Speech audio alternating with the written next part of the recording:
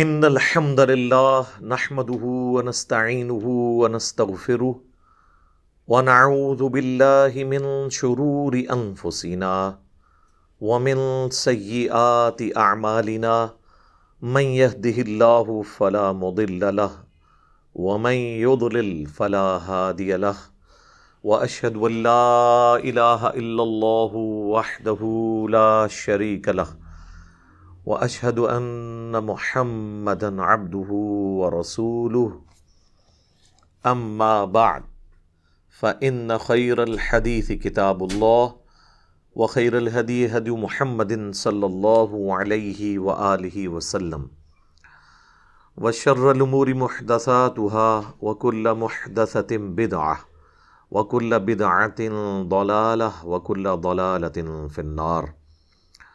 اعوذ باللہ السمیع العلیم من الشیطان الرجیم من ہمزہ ونفخہ ونفثہ بسم اللہ الرحمن الرحیم. رب اشرح لی صدری ویسر لی امری واحلل عقدۃ من لسانی یفقہوا قولی.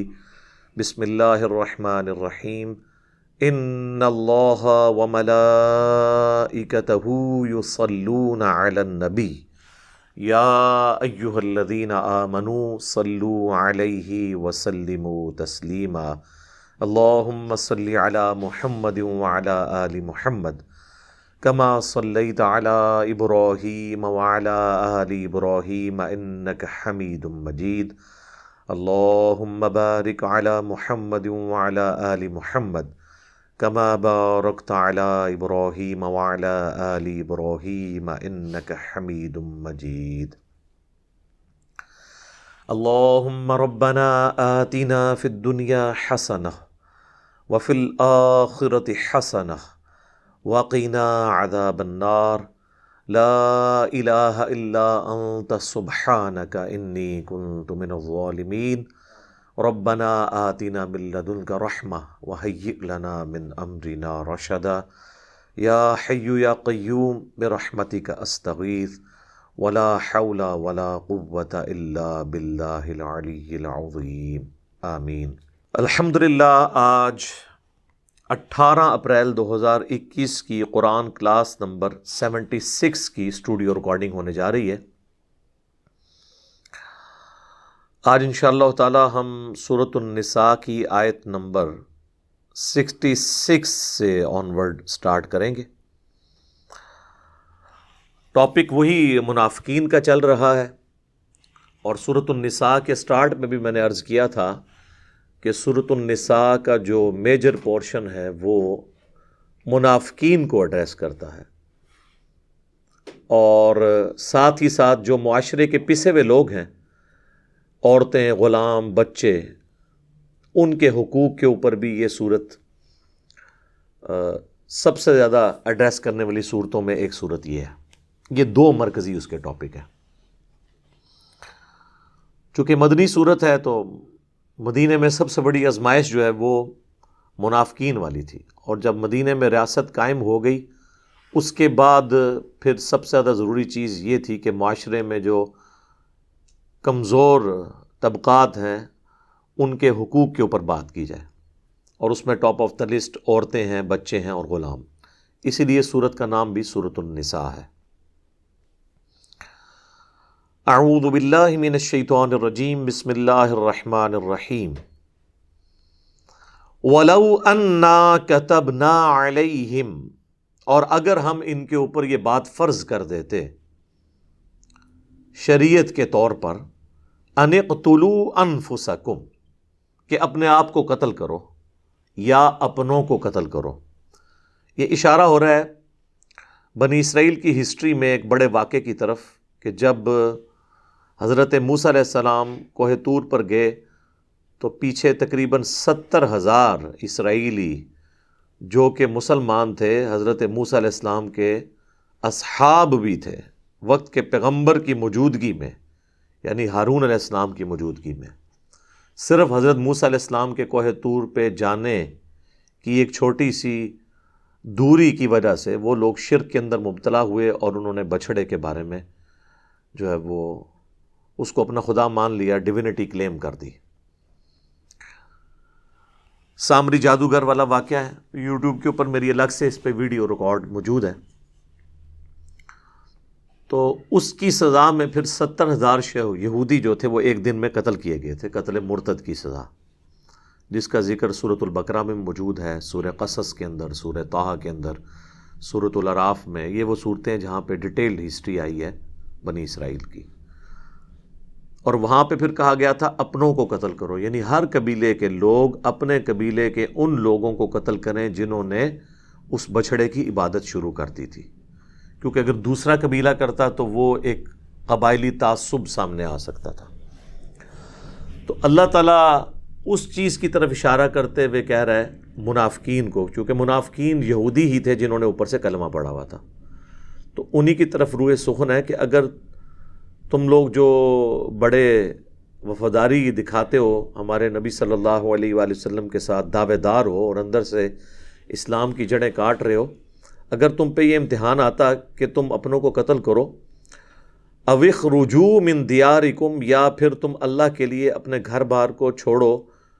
کہتے تو ہے وہ اپنے آپ کو ابراہیمی، لیکن ابراہیم علیہ السلام نے تو ہجرت کی تھی اللہ کے لیے. تو اگر تم پہ بھی ہجرت فرض کی جاتی یا یہ امتحان تم پہ آتا کہ تمہیں اپنے لوگوں کو قتل کرنا پڑتا، تو پھر کیا ہوتا؟ ما فعلوہ الا قلیل منہم، تو بہت کم ہی لوگ ہیں جو اللہ کے اس حکم کو پورا کر سکتے، چند قلیل لوگوں کے سوا سب کے سب لوگ جو ہے اس آزمائش کے اندر ناکام ہو جاتے ہیں. جس طرح یہاں بھی ہوتا ہے، جو کچھ بھی ہیں تیرے محبوب کی امت سے ہیں، اور جیسے ہی مشکل وقت آتا ہے تو پھر آپ دیکھ لیتے ہیں کہ لوگوں کی کیا حالت ہوتی ہے.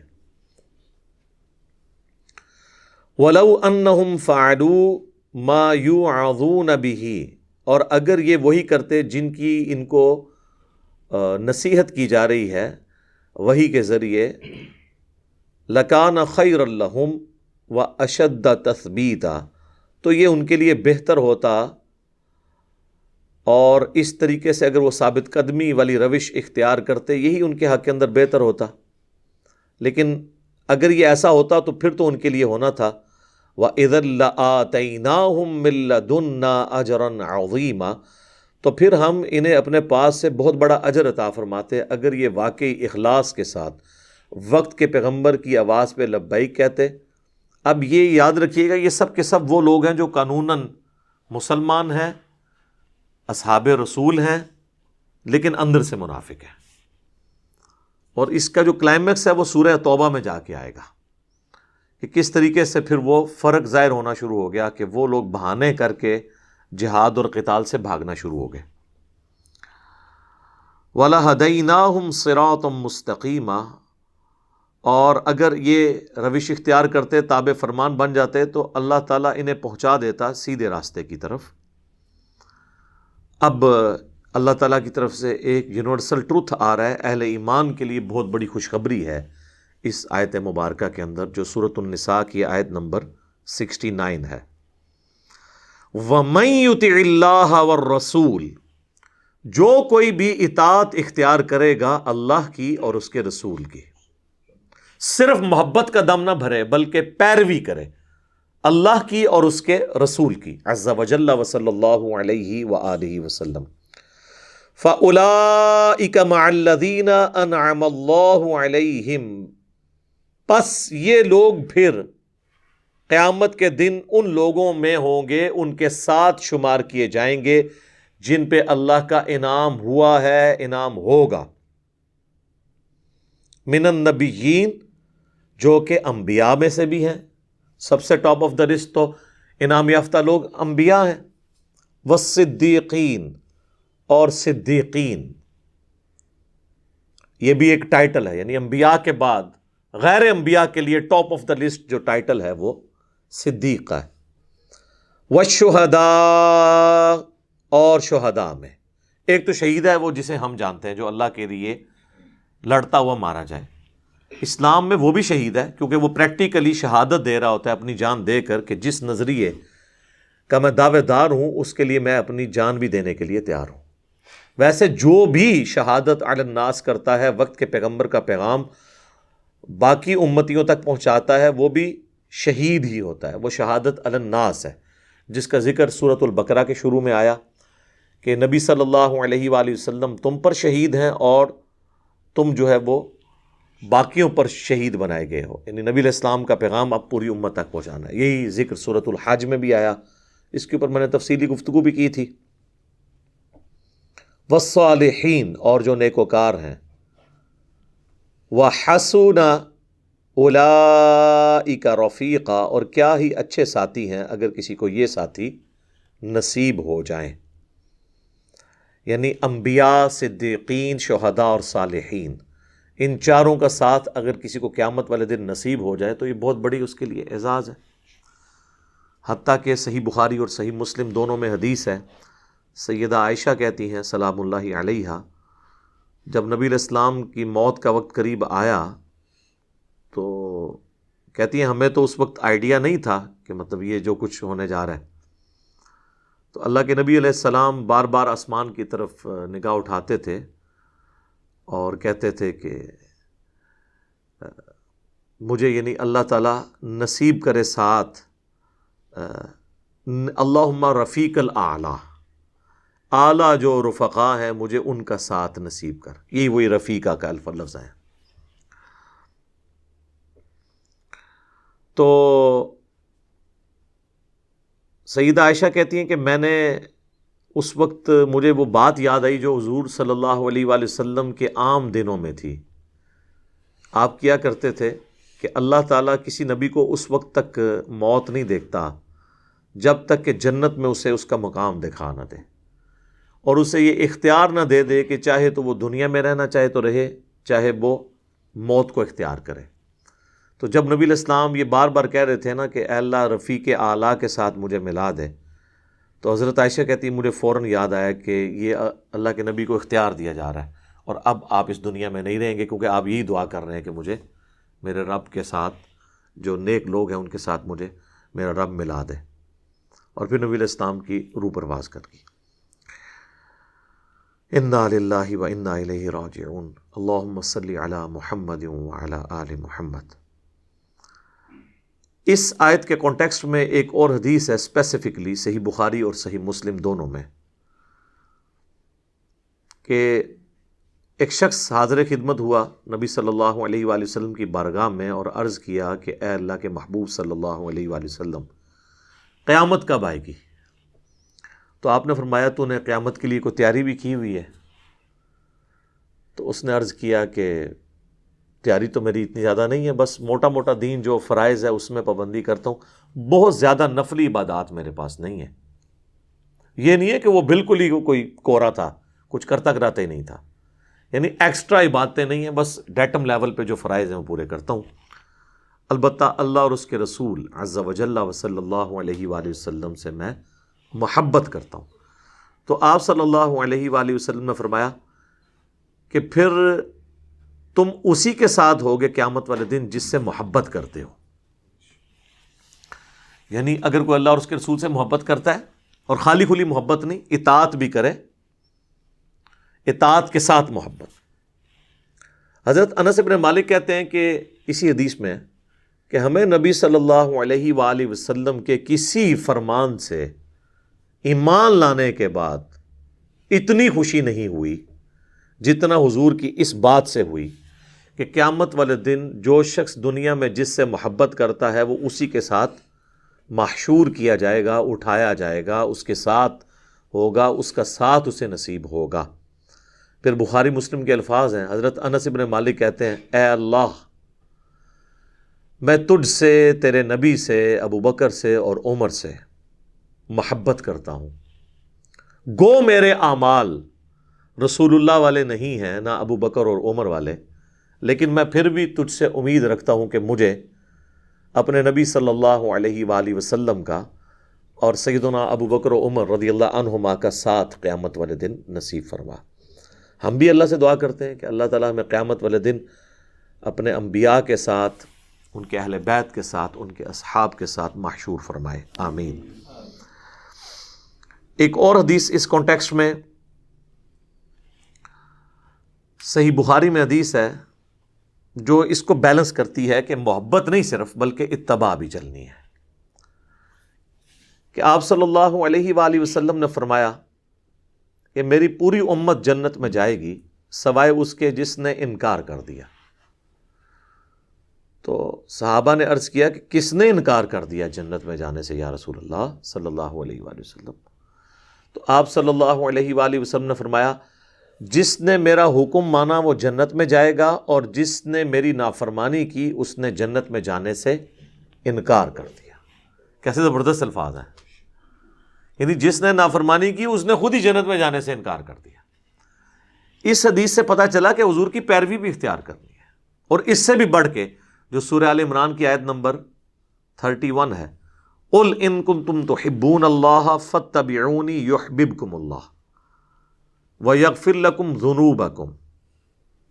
اے نبی تم فرما دو کہ بالفرض اگر یہ دعویٰ کرتے ہیں نا کہ ہم اللہ سے محبت کرتے ہیں تو ان سے کہو کہ پھر میری پیروی کرو.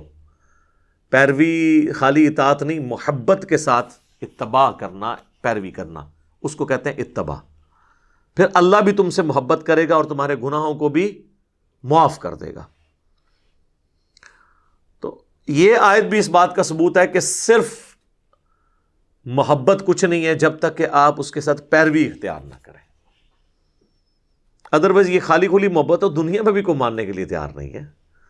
اگر کوئی شخص اپنے ماں باپ سے کہے کہ مجھے آپ سے بڑی محبت ہے لیکن میں نے بات آپ کی کوئی بھی نہیں ماننی، تو مجھے بتائیں اس طرح کی محبت ماں باپ اپنی اولاد کی قبول کرنے کے لیے تیار ہے؟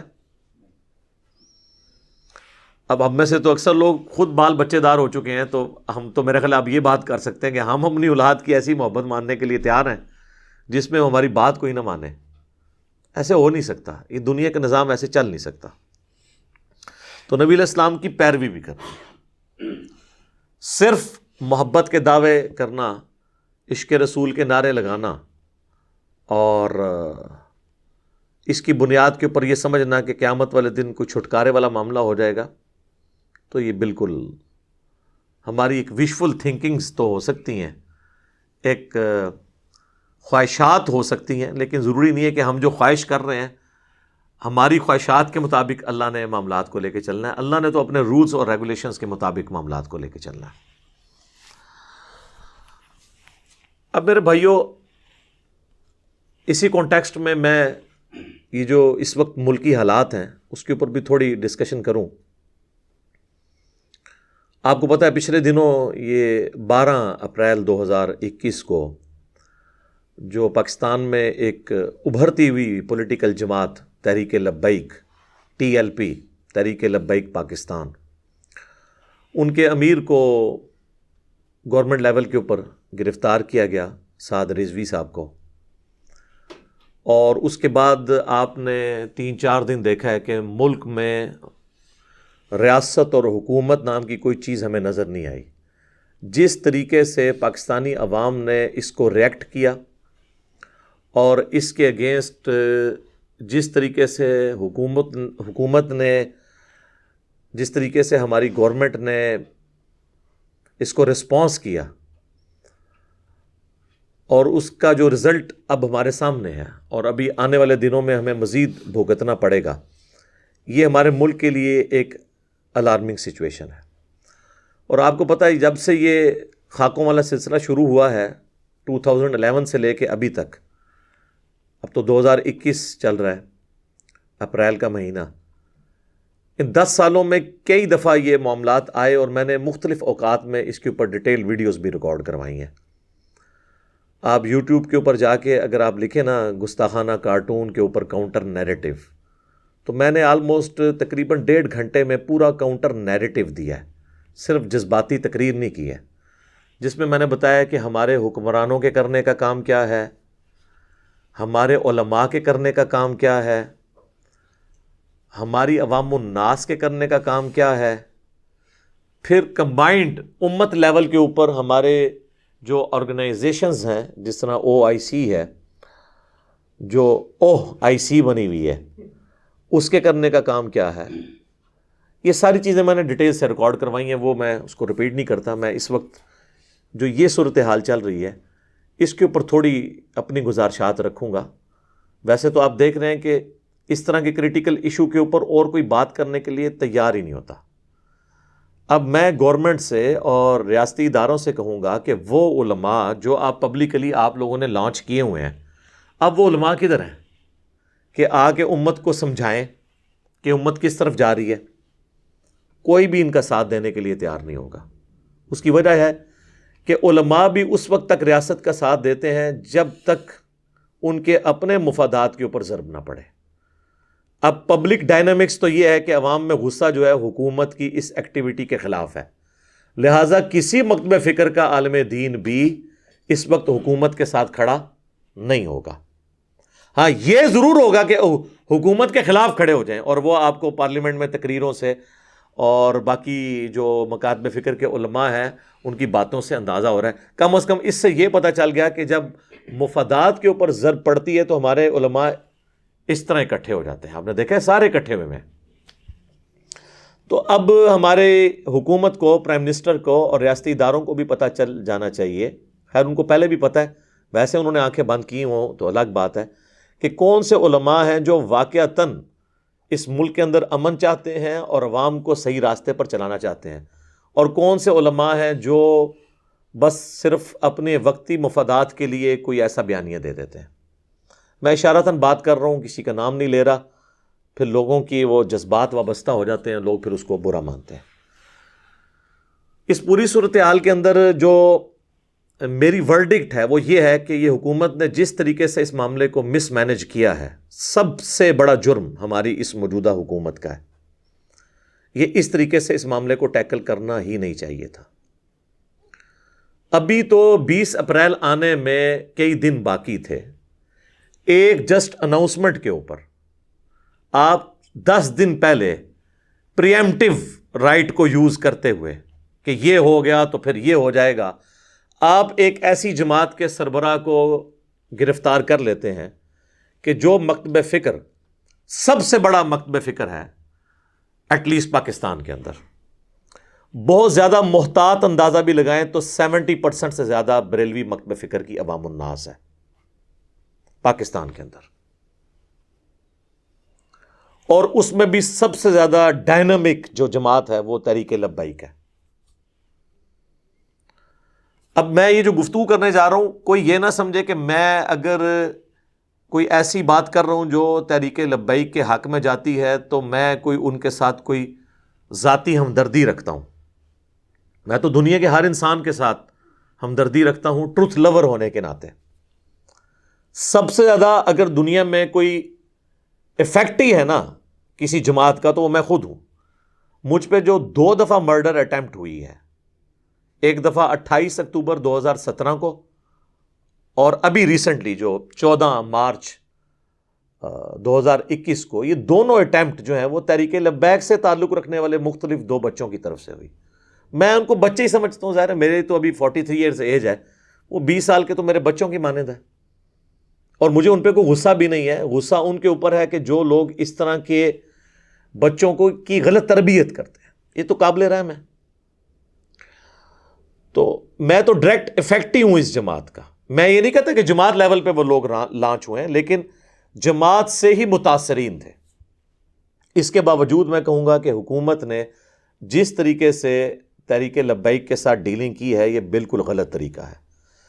ایکسٹرا جوڈیشل ایکٹیویٹی پرفارم کرنا اور ایک خام خواہ کی FIR کاٹ کے اس کے اگینسٹ آپ ایک بندے کو گرفتار کرتے ہیں تو ظاہر ہے اس کا ریئیکشن تو آنا تھا، اور جب ریئیکشن آتا ہے تو آپ نے فوراً ہی اپنا وضو توڑ دیا اور اس جماعت کو کالعدم ڈکلیئر کر لیا۔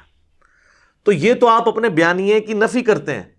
ایک طرف آپ کہتے ہیں کہ ہم نے تمام لوگوں کو قومی دھارے میں پولیٹیکل جماعت کے طور پر لے کر آنا ہے، نان اسٹیٹ ایکٹر نہیں ہونے چاہیے، بلکہ جو الیکشن کمیشن آف پاکستان ہے اس میں رجسٹرڈ ہونی چاہیے جماعتیں تاکہ قومی دھارے میں آئیں۔ جب کوئی جماعت قومی دھارے میں آتی ہے، الیکشن لڑتی ہے، پھر آپ اسے کالعدم بھی ڈکلیئر کر دیتے ہیں۔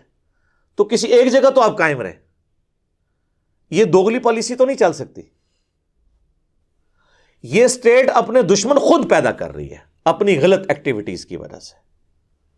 مجھے بتائیں، جب بے نظیر بھٹو کی اسیسینیشن ہوئی تھی اس وقت 3 دن تک پاکستان میں کوئی حکومت نام کی چیز تھی؟ ٹرینوں کے ڈبے تک جلا دیے گئے, ATM مشینیں لوٹی گئیں, ریاستی ادارے کہیں نظر ہی نہیں آ رہے تھے, ملک انہوں نے حوالے کر دیا تھا عوام کے. اس سے تو بہت کم یہ سچویشن ہوئی ہے تحریک لبیک والوں کی.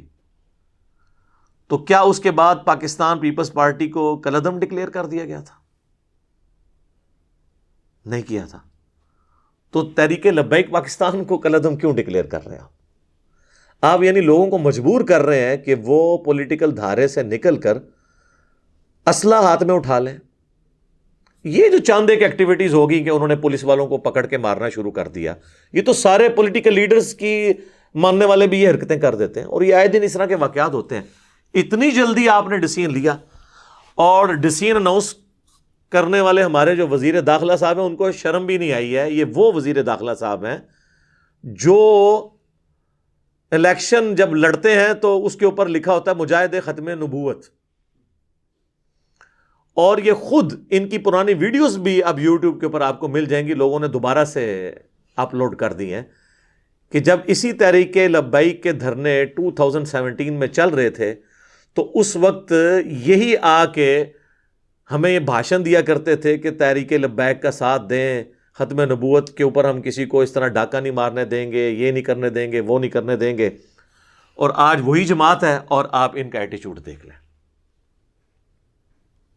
تو یہ تو کوئی طریقہ نہیں ہے کہ آپ دوغلی پالیسی رکھیں. اور ہم سٹون ایج میں تو رہ نہیں رہے ہیں. وہ پنجابی میں ایک محاورہ ہے کہ گل کہندی ہے تو منو منہ کٹ میں تنوں شہرو کٹاں گی. تو آج کل تو اس کا اگلا ورژن آ چکا ہے, یعنی بات کہتی ہے تو مجھے منہ سے نکال, میں تجھے شہر بدر کروا دوں گی, کیونکہ بات تو اب تو بات ریکارڈ ہو جاتی ہے, ویڈیو ریکارڈ ہو جاتی ہے. ہوں گل کہندی ہے تو منو منہ کٹ میں تنوں دنیا تو ہی باہر کٹ دیاں گی. ظاہر ہے جی, وہ لوگ تو پھر جنت میں پہنچا دیتے ہیں نا دوسروں کو. تو اب تو کوئی شخص بھاگ نہیں سکتا, اس کے پرانے بیانات اسے ہانٹ کریں گے, ڈراتے رہیں گے. کیسے کوئی بھاگ سکتا ہے؟ اور یہاں پہ ہمارے ریاستی اداروں کو بھی چاہیے کہ جب وہ 2017 میں پیسے بانٹ رہے تھے فیض آباد کے اندر, اس وقت ان کو کبھی یہ خیال نہیں آیا تھا کہ کل کو یہ اس طریقے سے ایٹیچیوڈ ہمارے گلے بھی پڑ سکتا ہے. ہم تو اس وقت بھی کہہ رہے تھے کہ اداروں کا یہ کام نہیں ہے. اور آپ دیکھیں اس وقت پاکستان کی سب سے بڑی عدالت میں یہ کیس پریزنٹ ہوا, اور اس عدالت کی جو ورڈکٹ آئی, جو ڈیسیژن آیا, وہ ایک پبلک ڈاکومنٹ ہے, وہ آپ کو نیٹ پہ اویلیبل ہے. اس دھرنے کے اوپر جو جسٹس قاضی فائز عیسیٰ صاحب کا تھا ڈیسیژن, وہ انہوں نے کوئی ذاتی ڈیسیژن نہیں کیا تھا. ان کے پاس جو ISI نے خود اپنی رپورٹ جمع کروائی ہوئی تھی, IB نے اپنی رپورٹ جو جمع کروائی تھی, چونکہ سپریم کورٹ تحقیقاتی ادارہ نہیں ہوتا بلکہ باقی ادارے اس کو اسسٹ کرتے ہیں, اور وہ ان کی جو معلومات ہے اس کی روشنی میں ڈیسیژن دیتے ہیں. تو یہ فائز عیسیٰ صاحب نے اپنا ڈیسیژن اپنی مرضی سے نہیں لکھا تھا, بلکہ ان ایجنسیز کی رپورٹس کے اوپر لکھا تھا کہ اس جو دھرنے کو کس کس نے سپورٹ کیا, اور اس کے اوپر انہوں نے گائیڈ لائنز دی تھیں کہ اس طریقے سے آپ چلیں ورنہ کل کے لیے آپ کی یہ مصیبت کھڑی ہو جائے گی. اور دیکھ لیں, کوئی پہلے تو مصیبت کھڑی ہوتی تھی 15 20 25 سالوں کے بعد, یہ پاکستان میں پہلی دفعہ ہو رہا ہے کہ یہ ہسٹری فوراً ہی آ جاتی ہے. یعنی یہ آپ سمجھ لیں 4 سال ہی گزرے ہیں اور رزلٹ آپ کے سامنے آ گیا. جو بات اس وقت سپریم کورٹ نے کہی تھی کہ مستقبل میں یہ ہو جائے گا, وہ اس سے ورسٹ فارم میں ہو گیا. اور اب اگر آپ اس طریقے سے ان تحریکوں کو بین کریں گے تو یہ تو کوئی طریقہ نہیں ہے, یہ بالکل. اور میں آپ کو بتاؤں, اگر عدالتوں کے اوپر دباؤ نہ ہوا کسی ریاستی ادارے کی طرف سے یا پرائم منسٹر کی طرف سے, تو پہلی پیشی پہ یہ فارغ ہو جائے گی یہ پابندی جو انہوں نے لگائی ہے. یہ بالکل ناحق پابندی لگائی ہے, اور یہ ایکسٹرا جوڈیشل بھی ہے اور غیر آئینی بھی ہے. آئین میں پورا طریقہ لکھا ہوا ہے کسی جماعت کو کالعدم کرنے کا. یہ کیس پارلیمنٹ میں بھی نہیں آیا, اور یہ اس طریقے سے انہوں نے ڈیسیژن کر دیا, اور نہ یہ چلنا ہے. اور میں بالکل وارن کر رہا ہوں, اپنی طرف سے وارن نہیں کر رہا, ایز این ایکسپرٹ اوپینین یہ بتا رہا ہوں کہ اب ریاست جس مکتب فکر سے پنگا لے رہی ہے, یہ پنگا ویسا پنگا نہیں ہے جو باقی مکاتب فکر کے ساتھ ہے. آپ اگر یہ سمجھتے ہیں نا کہ آپ نے دیوبند کے ساتھ پنگا لیا اور اس کے ساتھ آپ سٹیبل ہو گئے کچھ عرصے بعد، جو لال مسجد میں جو ایک ڈکٹیٹر نے بدماشی کی تھی اور اس کی پاداش میں ہم کئی سال تک خودکش حملے بھگتتے رہے، یہ تو ضرب عضب اور رد الفساد کی برکت سے ملک میں کوئی امن آیا اور نان سٹیٹ ایکٹرز کا جو معاملہ یہ ٹھپ ہوا، اللہ کا شکر ہے۔ تو وہ تو ایک دیوبندی مکتب فکر کے لوگ تھے، اور وہ بھی چند لوگ تھے، اس میں سے میجر پورشن تبلیغی جماعت کا تو آپ نکال دیں، جو دیوبند میں خیر کی علامت ہے۔ عقیدے کا اختلاف ہمارا ان کے ساتھ اپنی جگہ، بہرحال دیوبندی مکتب فکر میں خیر ہے تبلیغی جماعت، یہ نہ ہوتی تو یہ پورا مکتب فکر ہی جو ہے نا ایک سب سے وائلنٹ مکتب فکر تھا، کیونکہ آپ کو پتا ہے 80s کے اندر سنی شیعہ فساد میں اعلی کار یہی مکتب فکر بنا تھا، تو ان کو تو ٹیکل کر لیا۔ اہل حدیث تو ویسے ہی بہت تھوڑے ہیں، ان کو تو آپ چھوڑ دیں، وہ کسی کھاتے میں نہیں۔ اہل تشیع جو ہیں وہ بھی چونکہ اس اعتبار سے نان وائلنٹ نہیں ہوتے، ان کی آپ دیکھیں اتحاد بین المسلمین کی جتنی آپ کو تنظیمیں نظر آئیں گی وہ شیعہ کی، کیونکہ مائنورٹی میں، اس لیے وہ کوشش کرتے ہیں کہ اس طرح کے معاملات سے پیچھے رہیں۔ پیچھے بچ گئے بریلوی، جو سب سے نان وائلنٹ مکتب فکر رہا ہے، جنہوں نے کبھی کوئی اس طرح کی ایکٹیویٹی نہیں پرفارم کی ایز اے مکتب فکر۔ انڈیویجول کوئی شخص کرتا ہے، وہ تو 2 دفعہ میں بھی بھگت چکا ہوں مرڈر اٹیمپٹ، وہ ایک الگ بات ہے، لیکن ایز اے مکتب فکر یہ نان وائلنٹ ہے۔ اب یہ جو ایکٹیویٹی انہوں نے پرفارم کی ہے ٹی ایل پی پہ پابندی لگانے والی، اس کے بعد یہ پورا مکتب فکر وائلنٹ ہو جائے گا، اور یہ آپ دماغ سے نکال دیں کہ یہ صرف ٹی ایل پی کے رکن ہوں گے، نہیں، انڈکلیئرڈ پوری بریلوی مکتب فکر ان کے ساتھ کھڑا ہے۔ دیوبندیوں کے ساتھ لوگ ان کے اپنے بھی کھڑے نہیں ہوئے تھے لال مسجد کے بعد، لیکن ان کے ساتھ دعوت اسلامی بھی کھڑی ہوگی، الیاس قادری صاحب کی جماعت انڈکلیئرڈ کھڑی رہے گی، اور سب سے بڑے جو ان کے اس وقت مفتی اعظم ہے پاکستان کے، ان کے تنظیم المدارس کے ہیڈ مفتی منیب الرحمان صاحب، انہوں نے تو اسی وقت پریس کانفرنس کر دی اور انہوں نے اس کی مخالفت کی ہے۔ یہ سب کے سب لوگ اکٹھے ہو جائیں گے، اس لیے کہ یہ کاز اب ایسی آئی ہے جو یقیناً ہمارے ایمان کا حصہ ہے، یعنی کون انکار کر سکتا ہے؟ ناموس رسالت کے اوپر تو ہم اپنی جان دینے کے لیے تیار ہیں، یہ تو ہمارے ایمان کی بنیادیں ہیں۔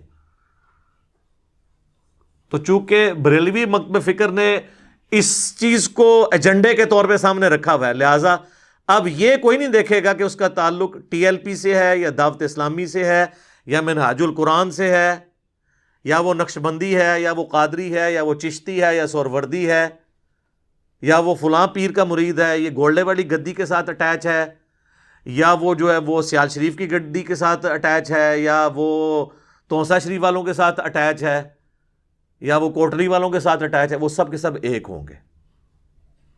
اور اس سے خطرناک بات یہ ہے کہ ہمارے ریاستی اداروں میں زیادہ تر تعداد خود انہی کی ہے، کیونکہ عوام جو ہی ہیں۔ تو میں کہتا ہوں پرائم منسٹر صاحب اور ہمارے آرمی چیف اور D G I S I جو ہے نا، مہربانی کر کے نا اپنا کھانا جو ہے نا وہ ٹفن میں اپنے گھر سے ہی لے کے آیا کریں، یہ میں آپ کو بتا رہا ہوں، کیونکہ یہ معاملات بہت آگے تک، کیونکہ کسی ایک انڈیویجول کا دماغ خراب ہونے کی دیر ہے۔ جس طرح آپ نے دیکھا پولیس والوں کو انہوں نے کیسے مارا ہے، اور وہ پولیس والے ان کے اپنے مکتب فکر کے ہی ہیں، زیادہ تر تو بریلوی ہیں بیچارے، اور وہ کہہ رہے ہیں یہودی ایجنٹ ہے، ایک مسلمان دوسرے مسلمان کو کہہ رہا ہے یہودی ایجنٹ۔ اور سر اگر یہی پرائم منسٹر کے ہاؤس کے اندر جو مالی ہے اس کے دماغ میں اگر آ گیا کہ یہ میں جس کے یہاں پہ یہ درانتی کے ساتھ یہ کانٹ چانٹ کر رہا ہوں یہ یہودی ایجنٹ ہے، تو وہ درانتی پھر پرائم منسٹر کے گلے پہ ہی جا کے چلے گی۔ اللہ نہ کرے ایسا ہو، لیکن میں آپ کو بتا رہا ہوں کہ یہ انڈیویجول کا، چونکہ وہ اپنے ایمان کا حصہ سمجھ رہا ہوگا نا، یہ جو ممتاز قادری والی ایکٹیویٹی ہوئی تھی تو وہ اپنے ایمان کا حصہ اسے سمجھتا تھا نا۔ میں تو کسی بھی ایکسٹرا جوڈیشل ایکٹیویٹی کے حق میں نہیں ہوں، نہ کسی مولوی کی نہ کسی ریاستی ادارے کی۔ ایکسٹرا جوڈیشل ایکٹیویٹی اسلام میں حرام ہے، تو وہ ظاہر اپنے ایمان کا حصہ سمجھتے ہیں، ہر کوئی اپنے ایمان کا حصہ سمجھتا ہے۔ وہ تو واضح حدیث ہے بخاری اور مسلم دونوں میں کہ اللہ کے محبوب صلی اللہ علیہ وآلہ وسلم نے فرمایا تم میں سے کوئی بھی شخص اس وقت تک مؤمن ہو ہی نہیں سکتا جب تک کہ میں اسے اس کے ماں باپ اولاد سب لوگوں سے بڑھ کر عزیز نہ ہو جاؤں۔ اور اس کا کلائمیکس صحیح بخاری کی دوسری حدیث ہے جس میں سیدنا عمر نبی صلی اللہ علیہ وآلہ وسلم کے ساتھ چہل قدمی کر رہے تھے، اور حضور علیہ السلام نے محبت سے حضرت عمر کا ہاتھ اپنے ہاتھوں میں پکڑا تھا، تو حضرت عمر بھی تھوڑے فرینک ہو گئے اور انہوں نے کہا یا رسول اللہ اس دنیا میں سب سے بڑھ کر نا آپ مجھے محبوب ہیں سوائے میری اپنی جان کے۔ بالکل سچی بات کی، پہلے نمبر پہ تو انسان کی اپنی جان ہی ہوتی ہے نا۔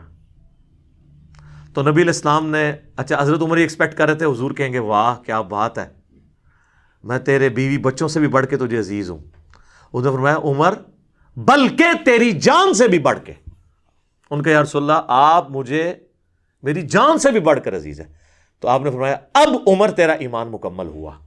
اگر سیدنا عمر کا ایمان مکمل نہیں ہوتا، اپنی جان سے بڑھ کر حضور صلی اللہ علیہ وآلہ وسلم سے وہ محبت نہ کرنے لگ پڑیں، تو ظاہر ہے ہم تو کسی لیول پہ ہی نہیں ہیں۔ یہ تو ایک بنیادی چیز ہے، تو اس کے اوپر تو کوئی کمپرومائز نہیں ہے، یہ تو بالکل ہمارے ایمان کی بنیاد ہے۔ بہرحال یہ جو کچھ یعنی جس طریقے سے حکومت یہ کر رہی ہے، میرا تو خیال ہے کہ فوراً سے پہلے جو ہے وہ مذاکرات کی طرف آنا چاہیے اور اس پورے معاملے کے اندر کوئی ایسا راستہ اختیار کرنا چاہیے جس میں نہ عوام کا نقصان ہو، نہ ریاستی اداروں کا، اور نہ ہمارے ایمان کا۔ پہلے نمبر پہ تو ایمان ہے، پہلے ایمان ہے پھر پاکستان ہے، کیونکہ یہ پاکستان ہم نے اپنے ایمان کی بقا کے لیے لیا تھا، اور ان کو سمجھانے کی ضرورت ہے۔ یہ کوئی بیوقوف لوگ نہیں ہے کہ جن کو آپ سمجھا نہیں سکتے۔ اور مجھے بتائیں کہ جب ان کے بریلوی مکتب فکر کے اپنے وزیر نور الحق قادری صاحب، وہ وزارت مذہبی امور سنبھالے ہوئے ہیں، وہ سگنیچر کر رہے ہیں کہ جی ہم فرانس کے سفیر کو نکال دیں گے، وہ پارلیمنٹ کے ذریعے وہ جو کچھ کریں گے، یہ سگنیچر کرتے وقت ان کو یہ خیال نہیں آیا تھا کہ ہم پہ ایف اے ٹی ایف کی تلوار لٹک رہی ہے، اور یہ کیا پاسبل ہے کہ فرانس کے ساتھ ہم اس طریقے سے تعلقات کو توڑ کر پوری یورپین یونین کو اپنے جب خلاف کر لیں گے تو اس کا اینڈ رزلٹ کیا نکلے گا؟ اس وقت نہیں تھا ان کو پتا، اور اب یہ کہتے ہیں کہ جناب یہ ہو جائے گا، اس وقت نہیں تھا پتا۔ تو اب تو تحریک لبیک والوں کا پلڑا بھاری ہے اس اعتبار سے کیونکہ گورنمنٹ نے عہد کیا ہوا تھا، اور گورنمنٹ عہد نہیں توڑ سکتی۔ قرآن میں واضح اللہ تعالیٰ نے جو 10 کمانڈمنٹس نازل کیے ہیں نا سورہ بنی اسرائیل کے اندر، اس میں اللہ تعالیٰ نے ایک کمانڈ اس حوالے سے بھی بیان کی ہے۔ اعوذ باللہ من الشیطان الرجیم، بسم اللہ الرحمن الرحیم۔ وَأَوْفُوا بِالْعَهْدِ، اور پورا کرو عہد کو، ان العہد کان مسئولا، بے شک عہد کے بارے میں تمہیں قیامت والے دن اکاؤنٹیبلٹی ہوگی، عہد پورا کیوں نہیں کیا۔ حتیٰ کہ مسند امام احمد میں حدیث ہے جو مشکات المصابیح میں موجود ہے، نبی صلی اللہ علیہ وآلہ وسلم نے فرمایا جو شخص عہد پورا نہیں کرتا اس کا کوئی دین ہی نہیں ہے، بے دین ہے جو اپنا عہد پورا نہیں کرتا۔ ریاست جب عہد کرتی ہے تو اس کو اپنا عہد پورا کرنا ہوگا، الا یہ کہ وہ دوسری پارٹی کو قائل کر لے اس بات پہ کہ وہ دستبردار ہو جائے اپنے مطالبے سے۔ دھونس اور زبردستی کوئی سلوشن نہیں ہے۔ اس طریقے سے آپ فریڈم آف ایکسپریشن کا گلا نہیں دبا سکتے۔ اب رہ گیا یہ فرانس کے جو سفیر والا ایشو ہے، اس کے اوپر تو میری کئی ایک ویڈیوز ان دنوں میں دوبارہ سے لوگوں نے اپلوڈ کی ہیں۔ میں تو پہلے دن سے یہ کہہ رہا ہوں میرے بھائیوں کہ آرگنائز طریقے سے معاملات کو لے کے چلیں، اور سفیر اگر آپ نکال بھی دیں گے تو کب تک؟ فرانس کی مصنوعات کا بائیکاٹ کریں گے بھی تو کب تک؟ میں انہی سے ہی پوچھتا ہوں جو بہت زیادہ نعرے مار رہے ہوں گے لوگ، کہ بتائیں کہ اگر آپ کی ماں یا بچہ زندگی موت کی کشمکش میں ہو اور ایک ٹیکے سے اس کی جان بچنے والی ہو، اور مارکیٹ میں آپ جائیں اور میڈیکل سٹور والا کہے کہ یہ آپ کے فرقے کے مفتی اعظم کا بنایا ہوا ٹیکہ ہے اور یہ فرانس کے فلاں سرجن کی تحقیق کے بعد بنا ہے، تو یہ جو نعرے مارا ہے نا وہ بھی کہے گا جی مفتی اعظم نے سانوں پتہ ہے، چھڑ دیو اے منو دوسرا ٹیکہ دیو فرانس والا۔ ظاہر جی بہت بڑی کنٹریبیوشن ہے، 80 نوبیل پرائز آ چکے ہیں فرانس کے وہ اس لیب کے لیے جس لیب سے سب سے پہلے وہ کتے کے کاٹنے کی ویکسین نکلی تھی، لوئی پاسچر، ایک انسان اتنا بڑا مسیحا پوری انسانیت کے لیے، 2 ویکسین اس نے بنائی۔ ایک تو یہ ویکسین تھی کتے کی کاٹنے، پہلے تو لوگ کتے کاٹنے سے مر جایا کرتے تھے، یہ ریبیز کے، یہ اس بندے نے ویکسین بنائی تھی، لا علاج مرض ہوتا تھا یہ، پاگل کتا کاٹ دے وہ انسان بھی پاگل ہو جاتا تھا، کچھ دنوں بعد مر جاتا تھا۔ اور دوسرا، یہ شراب کے اندر ایسے جراثیم اس کے بنانے کے دوران بنتے تھے جس کی وجہ سے لوگوں کی ڈیتھ ہو جاتی تھی، تو اس نے وہ اس پروسیس کو ریفائن کیا تھا۔ اب آپ نے یہ نہیں کہنا میں کوئی شراب کے حق میں بات کر رہا ہوں، بتا رہا ہوں۔ اور اس نے چھوٹی سی ایک لیب قائم کی اور 80 نوبیل پرائز صرف اس لیب سے آ چکے ہیں۔ دنیا میں جتنی بڑی بیماریاں آتی ہیں نا، سب سے پہلے ویکسین وہ اس بندے کی اس لیب سے نکلتی ہے، ٹھیک ہے۔ تو میں یہ آپ کو ایک پہلو بتا رہا ہوں، میں کوئی فرانس کے فضائل نہیں آپ کو سنا رہا، اور چندے لینے کے لیے، فنڈز لینے کے لیے ہم لوگ ان کے آگے ہی ہاتھ پھیلا رہے ہوتے ہیں۔ یا تو ہم اتنے مضبوط ہوں نا کہ ہم جو ہے وہ اس دنیا کے اندر اس طریقے سے سروائیو کر سکیں۔ باقی یہ جو کتابی باتیں کتابوں میں رہنے دیں، صحابہ کرام کی مثالیں دینا، صحابہ کرام والا پہلے ایمان لے کر آئیں، ٹھیک ہے، ان کی کمٹمنٹ لے کے آئیں۔ ہمارا یہ حال ہے کہ ہم عشق رسول کے نام کے اوپر اپنے بھائیوں کی گاڑیاں توڑ دیتے ہیں، ان کے موٹر بائکس کو آگ لگا دیتے ہیں، اپنے بینک لوٹ لیتے ہیں۔ آج تک کوئی عاشق رسول میں نے نہیں دیکھا جو ویڈیو بنائے اور سامنے اپنی نئی گاڑی کھڑی کر کے اس کو آگ لگائے اور کہے کہ جی غلامی رسول میں موت بھی قبول ہے، دیکھو میں نے یہ آگ لگا دی۔ لیکن وہ جس کی گاڑی توڑ رہا ہوتا ہے، چاہے وہ پولیس کی گاڑی کوئی توڑے، کسی فوجی کی گاڑی توڑ دیتا ہے، وہ تو عوام کی گاڑی ہے، عوام کے ٹیکسز کی ہے، اور وہ ایک بندے کے معاف کرنے سے نہیں ہوگا، وہ کروڑوں عوام سے معافی مانگنی پڑے گی۔ یہ حقوق العباد کا معاملہ ہے۔ تو اپنا موٹر بائک اور اپنی گاڑی جلا کے تو کبھی نہ کسی نے عشق رسول کا اظہار نہیں کیا۔ یہ سب کچھ دوسروں کے اوپر ہی ہوتا ہے، تو یہ تو کوئی ایٹیچیوڈ نہیں ہے۔ تو حکومت کو بھی ہوش کے ناخن لینے چاہیے۔ جس طریقے سے انہوں نے بہیو کیا ہے نا، یہ کوئی طریقہ نہیں ہے، اور میرا خیال ہے کہ امید ہے کہ یہ معاملہ اس اعتبار سیٹل ہو جائے گا، ورنہ اگر کوئی سمجھتا ہے نا کہ وقتی طور پہ ان کو دبا لینے سے ایشو ایڈریس ہو جائے گا، تو سر یہ نہیں ہونا۔ یہ گلی گلی، محلے محلے، گھر گھر یہ معاملات آگے بڑھیں گے۔ وقتی طور پہ آپ سمجھ رہے ہیں نا دب جائے گا، لیکن آئے دن آپ کو ایسی رپورٹیں ملیں گی۔ جب تک کہ آپ اس کو پولیٹیکلی ہینڈل نہیں کریں گے اور مین سٹریم میں لا کے جماعتوں کے ساتھ پارلیمنٹ میں ان چیزوں کو ڈسکس کریں اور لوگوں کو سمجھائیں کہ وقتی طور پہ ہمیں یہ ڈیسیجن اس طرح کرنے کی ضرورت پڑ رہی ہے، FATF کی تلوار ہم پہ لٹکی ہوئی ہے، ہم آپ کے ساتھ ہیں، اپنے ایمان کو منوائیں۔ میں یہ نہیں کہتا سرٹیفکیٹ لیں ان سے اپنے ایمان کا، لیکن کم از کم ان کو یہ یقین دلائیں کہ آپ منافقت نہیں کر رہے ہیں۔ اب تو وہ کہیں گے کہ جی آپ نے لکھ کے ہم سے ایک عہد کیا اور اب آپ عہد توڑ رہے ہیں، تو ظاہر ہے قصوروار تو وہ ہے جس نے غلط عہد کیا تھا، اب توڑا، اب جب کیا گیا تو پھر آپ طریق لبیک کو تو کوئی بلیم نہیں کر سکتے۔ تو میں تو اس میں یعنی مین قصوروار موجودہ حکومت کو سمجھتا ہوں۔ اور اس کے بعد جو TLP کے لوگوں نے کیا، ظاہر ہے وہ بچے ہیں، چھوٹی عمر کے ہیں، ان کی ذہن سازی اس قسم کی ہوئی ہے، اس طرح کی حرکتیں تو باقی لوگوں نے بھی کرنی ہوتی ہیں، وہ کریں گے۔ ظاہر ہے ہم نے اپنی نیشن کو یہی تو جذبات پڑھائے ہیں۔ یہ بھی ریاست کی غلط پالیسیز تھی نا۔ MQM کا جو عذاب اس حکومت پہ، اس ملک کے اوپر مسلط تھا، وہ بھی ہماری ریاستی پالیسی کی وجہ سے تھا۔ طالبان والا جو ایشو ہوا اور وہ جب بگڑا، وہ بھی ریاستی پالیسی تھا۔ یہ بھی اب جو کچھ ہوا یہ بھی ریاستی پالیسی ہے۔ تو لہٰذا آپ کسی چیز کو بھی ڈیپ ڈگ کریں نا تو ریاست ہی قصوروار نکل رہی ہوتی ہے اس طرح کے تلخ رویوں کے اگینسٹ، کیونکہ عوام تو عربی میں کہا جاتا ہے عوام کل انام، وہ تو چوپایوں کے مانند ہوتے ہیں، بھیڑ بکریوں کے مانند، آپ جس طرف ان کو چلا دیں وہ چلنا شروع ہو جاتے ہیں۔ تو اگر ہم ہوش کے ناخن نہیں لیں گے تو آنے والی نسلوں کو ایک سیف ملک نہیں دے سکتے۔ اور میں سب سے زیادہ پریشان پتہ کس بات سے ہوتا ہوں کہ باہر کے ملکوں میں جو لوگ بیٹھے ہوئے ہیں وہ کیا سوچتے ہوں گے ہمارے بارے میں۔ ہم اپنے ملک میں مسلمان ہو کے اپنے آپ کو انسیف فیل کر رہے ہیں کہ ہمیں کوئی مسلمان ہی نہ کاٹ دے۔ تو جب مسلمان سے ڈر رہا ہے تو غیر مسلم اس دین میں کیوں آئے گا؟ وہ کہے گا میں تو ادھر ہی سکون سے بیٹھا ہوں، پہلے میں اس دین میں آؤں اور پھر اپنی جان کو میں سٹیک پہ لگوا لوں۔ یہ جتنے احتجاج ہوتے ہیں یہاں تو وہ مخالفین اپنے بھائیوں کو اس طرح مار رہے ہوتے ہیں کہ وہ تو اس طرح مار رہے تھے پولیس والوں کو جیسے یہ خود فرانس کے سفیر ہی ہیں، اور پھر پولیس والوں نے بھی جس طریقے سے ان کو مارا ہے انہوں نے سمجھا کہ یہ کوئی انڈین فوجی ہیں جن کو ہم مار رہے ہیں، یہ غدار وطن ہے۔ اور میں اس میں ایک بات سے مجھے بہت زیادہ دکھ ہوا ایک تو یہ بات تھی کہ غیر مسلم کیا امیج لیں گے، دوسرا یہ جو چند ایک انڈکلیئرڈ قسم کے ریاستی اداروں کے ترجمان بنے ہوئے ہیں اور وہ آڈیو ریکارڈنگز کروا کے یہ کہتے ہیں کہ جی وہ تحریک لبیک کو تو اسرائیل فنڈ کر رہا ہے، جی انڈیا فنڈ کر رہا ہے۔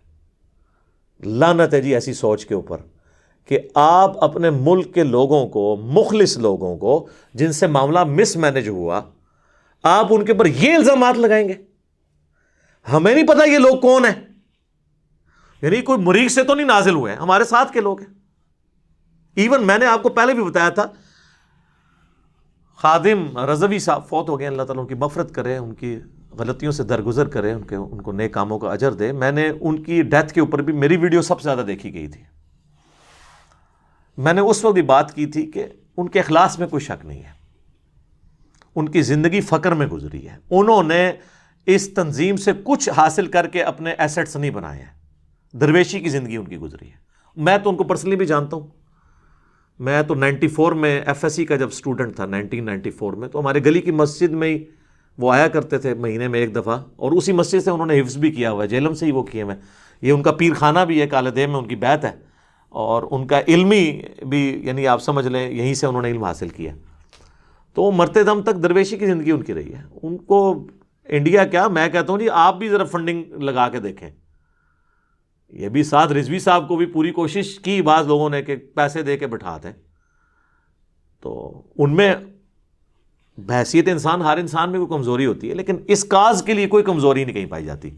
لہٰذا یہ جو پٹی پڑھا رہے ہیں نا کسی کو ذرا سے اختلاف کے اوپر، اسرائیل کا ایجنٹ، انڈیا فنڈ کر رہا ہے، فلاں کر رہا ہے، تو کل کو تو سر پھر ہمارے حکمران بھی اپنی مجبوریوں کی وجہ سے، ہمارے ریاستی ادارے بھی اپنے فنڈ بچانے کی خاطر یا مجبوریوں کی وجہ سے کئی معاملات میں امریکہ کا ساتھ دے رہے ہوتے ہیں۔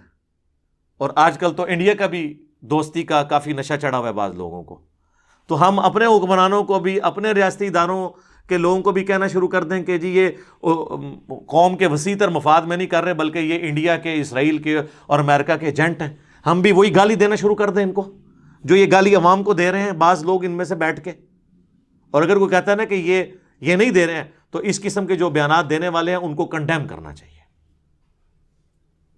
باقی ہر معاملے میں ٹویٹس آ جاتی ہیں ہمارے پرائم منسٹر صاحب کی طرف سے بھی، ہمارے ریاستی اداروں کی طرف سے بھی، اس طرح کے معاملات میں بھی آنی چاہیے کہ جی ٹھیک ہے ہمارا ٹی ایل پی کے ساتھ اختلاف اپنی جگہ، لیکن یہ محب الوطن ہے، پاکستانی ہے، اور مس مینجمنٹ ہو گئی تھوڑی سی، اور ان شاء اللہ تعالیٰ ہم ان کو ٹیکل کر لیں گے۔ اس طریقے سے چلیں، بجائے کہ آپ فوراً ہی جناب فارن فنڈنگ کا الزام لگانا شروع کر دیں گے۔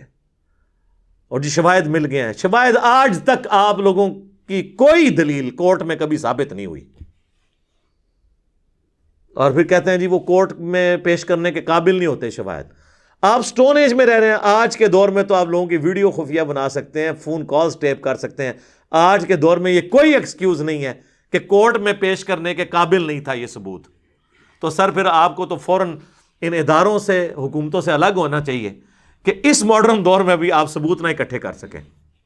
میں یہ نہیں کہتا کہ میں انجینئر ہوں تو میرے حوالے یہ کریں، میں آپ کو یوں کر کے بتاؤں، یہ بھی نہیں میں کہوں گا، ورنہ لوگ کہیں گے یہ اپنے چکر میں وہ کسی پڑھے لکھے بندے کے حوالے کریں، یہ 2 منٹ میں ٹھیک ہو جائے گا۔ پرائیویٹائز کر دیں، آپ دیکھیں کس طرح معاملات سیدھے ہوتے ہیں۔ تو یہ بہانے بالکل غلط ہیں۔ تو اس حوالے سے جتنی مجھے یعنی ایک باتیں کرنی تھی میں نے آپ کے سامنے رکھ دیں۔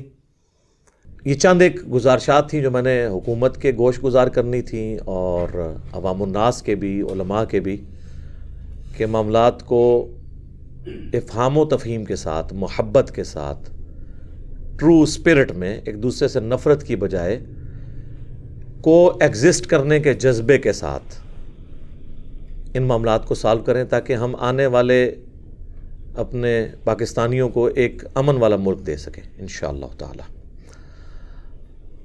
میرے بھائیو، 69 نمبر آیت پہ ہماری گفتگو پہنچی تھی کہ ساتھ ملے گا ان لوگوں کو جو اللہ اور اس کے رسول کی اطاعت کرنے والے ہیں، انبیاء کا، صدیقین کا، شہداء کا اور صالحین کا۔ اس کے ساتھ یہ اللہ نے فرمایا کہ ذالک الفضل من اللہ، یہ ہے فضل اللہ کی جانب سے، وکفا باللہ علیما، اور اللہ تعالیٰ کافی ہے جاننے والا. یعنی یہ اللہ کا فضل ہے. لوگ کہتے ہیں جی اللہ کا بڑا فضل ہے، جس کے پاس زیادہ کوئی دولت آ جائے کہتے ہیں جی اللہ کا بڑا فضل ہے، چاہے آرام سے کمائی ہو.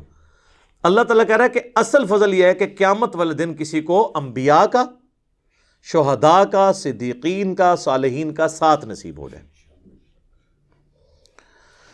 یا ایھا الذین آمنوا، اے اہل ایمان، خذوا حذرکم، ہوشیار رہو. یہ آپ نے دیکھا ہوگا کہ یہ ہمارے کینٹ کے علاقوں میں بھی یہ چھوٹا سا لکھا ہوتا ہے، خذوا حذرکم. یہ سلوگن آپ کو جتنی فوجیوں کی چھاونی ہے نا ان کے بیجز کے اوپر یہ لکھا ہوتا ہے، یعنی ہر وقت چوکنے رہو دشمن سے.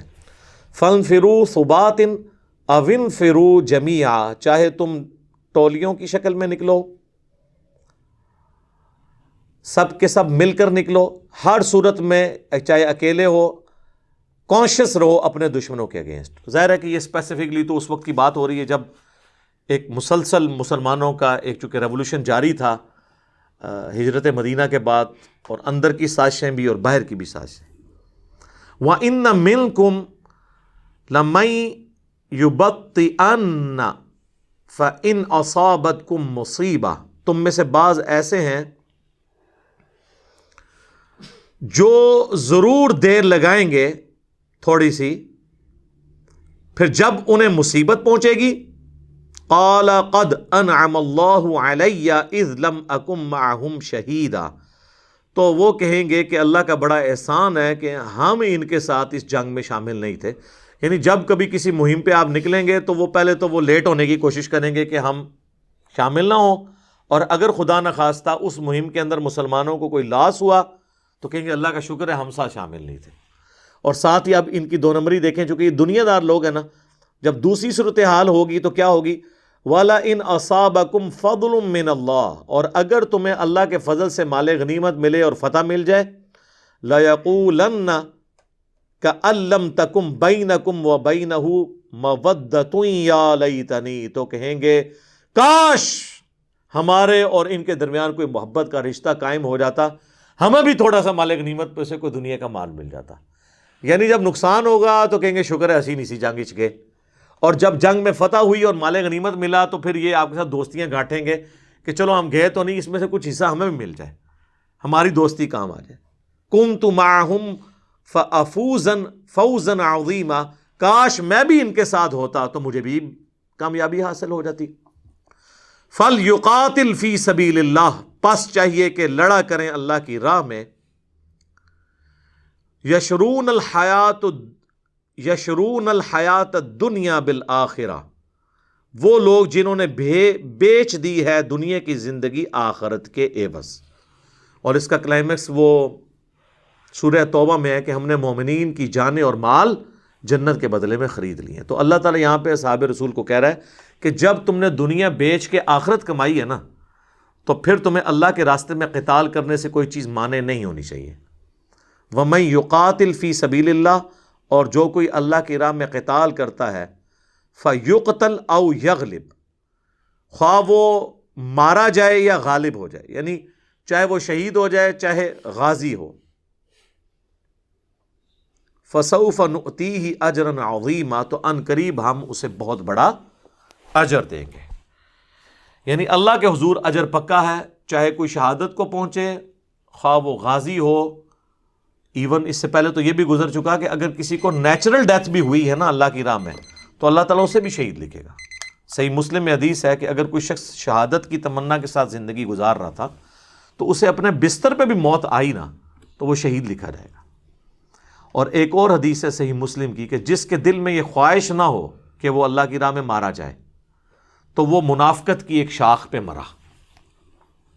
یعنی شہادت کی تمنا ہمارے ایمان کا حصہ ہے، تبھی پتہ چلے گا نا کہ کچھ بھی ہیں تیرے محبوب کی امت سے ہیں، ورنہ جان دیے بغیر تو نہیں پتہ چلتا. وَمَا لَكُمْ لَا تُقَاتِلُونَ فِي سَبِيلِ اللَّهِ، اور تمہیں کیا ہوا ہے کہ اللہ کی راہ میں قتال نہیں کرتے.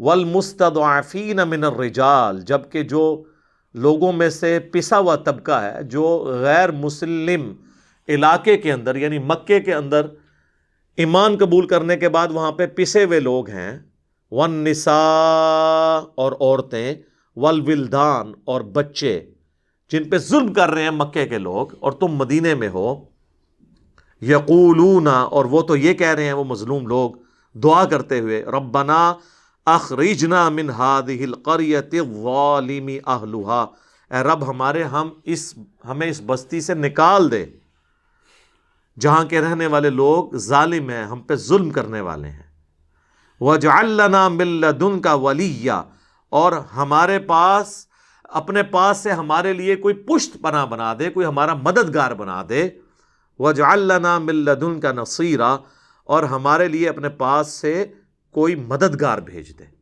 تو اللہ تعالیٰ صحابہ کو کہہ رہا ہے کہ بھئی تمہارے جو ساتھی ہیں مسلمان جو مکے میں پس رہے ہیں وہ تو دعائیں کر رہے ہیں کہ اللہ کوئی مددگار ہمارا بھیج۔ اب دیکھیں اللہ تعالیٰ نے خود نہیں آ کے مدد کرنی، مدد کرانی لوگوں کے ذریعے ہے۔ ہاں، نگاہ مار کے کچھ نہیں ہونا، دنیا بقدر ایفٹ ہے۔ تو وہ مظلوم تو دعائیں کر رہے ہیں اور تم قتال سے بھاگ رہے ہو۔ ظاہر ہے اس سے مراد کامل الایمان مومنین نہیں تھے جو مہاجر تھے، وہ تو پکے ایمان والے تھے۔ اس سے مراد نیو مسلمز تھے جن میں ابھی ایمان اس لیول کا نہیں تھا، یا وہ لوگ تھے جو اوپر سے مسلمان تھے تو اور اندر سے منافق۔ تقریریں اور نعرے وہ سب سے آگے لگاتے تھے۔ یہ عبداللہ ابن ابی بھی جمعہ والے دن آگے پہلی صف میں کھڑا ہو جاتا تھا، لوگوں یہ اللہ کے نبی ہیں ان کی بات سنو۔ ٹھیک ہے، تو مسجد میں بھی آپ کھڑ پینچی دیکھیں کئی لوگوں کو کرنے کا شوق ہوتا ہے، لیکن جیسے ہی مشکل وقت آتا ہے نا تو وہ پھر بھاگ جاتے ہیں۔ ٹھیک ہے، ایک لطیفہ مجھے یاد آ گیا لیکن میں چھوڑتا ہوں۔ الذین آمنوا، جو لوگ ایمان لائے، یقاتلون فی سبیل اللہ، وہ اللہ کی راہ میں قتال کرتے ہیں، والذین کفروا، اور جو کفر اختیار کیے ہوئے ہیں وہ بھی قتال کر رہے ہیں، لیکن یقاتلون فی سبیل الطاغوت، وہ طاغوت کے راستے میں یعنی شیطان کے راستے پر، اللہ کے مخالفین کے راستے پر کر رہے ہیں۔ فَقَاتِلُوا أَوْلِيَاءَ الشَّيْطَانِ، تو ایسے جو شیطان کے ولی ہیں، دیکھیں اولیاء جو ہیں شیطان کے بھی ہوتے ہیں، اولیاء، اس لیے میں کہتا ہوں یہ اولیاء ہیں، اولیاء اللہ، تو ڈیفینیٹلی صرف صحابہ اور اہل بیت کے بارے میں آپ کہہ سکتے ہیں۔ بعد میں تو ہو سکتا ہے ایک ادھر بھی آپ دیکھ لیں، ایک فرقے کا ولی دوسرے کا مشرک ہوتا ہے، دوسرے کا ولی اس کا گستاخ رسول ہوتا ہے۔ ان کید الشیطان کان ضعیفا، بے شک شیطان کا فریب کمزور فریب ہے، صرف تھوڑی سی دلیری دکھانے کی ضرورت ہے، شیطان کا فریب بڑا کمزور ہوتا ہے۔ اور یہ دیکھیں واقعی شیطان اور اس کے پیروکار ان میں وہ پیشن نہیں ہوتا جو اہل ایمان کے اندر ہوتا ہے، یہ نیچرل چیز ہے، کیونکہ اہل ایمان کو تو آخرت کی امید ہوتی ہے نا۔ شیطان کے پیروکار تو اپنا غصہ نکال رہے ہوتے ہیں، کوئی اپنے قبائلی تعصب میں کر رہا ہوتا ہے، کوئی اپنی چودراہٹ بچانے کے لیے، کوئی اپنی نیشن کے لیے کہہ رہا ہوتا ہے، لیکن جو اہل ایمان ہوتے ہیں نا وہ تو کہتے ہیں مجھے تو موت چاہیے، کیونکہ آگے اس سے بہتر زندگی میرا انتظار کر رہی ہے۔ جب یہ چیز جس کے اندر ہوگی نا پھر سر اس کو دنیا کی کوئی طاقت شکست نہیں دے سکتی۔ اور یہی چیز تھی صحابہ کے اندر کہ انہوں نے چند سالوں کے اندر رومن اور پرشین امپائر کو اکھاڑ کے رکھ دیا۔ جب ایک شخص جان بچانے کے لیے نہیں بلکہ مرنے کے لیے میدان جنگ میں اترے تو سر وہ کوئی حکمت عملی بھی ذہن میں نہیں رکھے گا، وہ تو پھر حضرت خالد بن ولید کی طرح فرنٹ سے جا کے لیڈ کرے گا، جہاں پہ کوئی ایکسپیکٹ بھی نہ کر رہا ہو کہ ان کا جو سپہ سالار ہے وہ فرنٹ پہ آ گیا، وہ تو ایکسپیکٹ ہی نہیں کر رہے ہوتے، تو بندہ تو ڈر جاتا ہے پھر کہ یار یہ کیا ہے۔ اور پھر ان کے جناب روب، جناب داڑیاں، زلفیں، تو پھر آپ دیکھیں شکلیں بھی بڑی روب والی، تو وہ اللہ تعالیٰ نے ان کا ایفیکٹ ڈالا تھا، ایمان بھی تھا روب بھی تھا۔ آج بس صرف گیٹ اپ رہ گیا، ہاں گیٹ اپ ہے، آپ جیکٹیں پہنی ہوئی ہیں مجاہدین والی، لیکن حالت یہ ہے کہ جیسے ہی ادھر سے چندہ بند ہوتا ہے دوسری جماعت میں چلے جاتے ہیں۔ بہرحال ان ساری آیات میں ذہن میں رکھیے گا، اس جہاد اور قتال سے مراد آج کا جہاد اور قتال نہیں ہے جس میں مسلمان کا گلا کاٹے۔ آج جہاد اور قتال آرگنائز طریقے سے ہی ہوگا، جس طرح خلفائے راشدین کے طریقے میں ایک لیڈر ہوتا تھا، اس کی انسٹرکشنز کی بنیاد پہ آگے جہاد اور قتال ہوتا تھا۔ تو اس کو ذرا سمجھنے کی ضرورت ہے۔ اللہ تعالیٰ سے دعا ہے جو حق بات میں نے کہی اللہ تعالیٰ ہمارے دلوں میں راسخ فرمائے، اگر جذبات میں میرے منہ سے کوئی غلط بات نکل گئی تو اللہ تعالیٰ ہمارے دلوں ہی سے معاف کر دے، ہمیں کتاب و سنت کی تعلیمات پر عمل کر کے دوسرے بھائیوں تک پہنچانے کی توفیق عطا فرمائے۔ سبحانک اللہم و بحمدک اشہد ان لا الہ الا انت استغفرک و اتوب الیک وما علینا الا البلاغ المبین. جزاکم اللہ خیرا.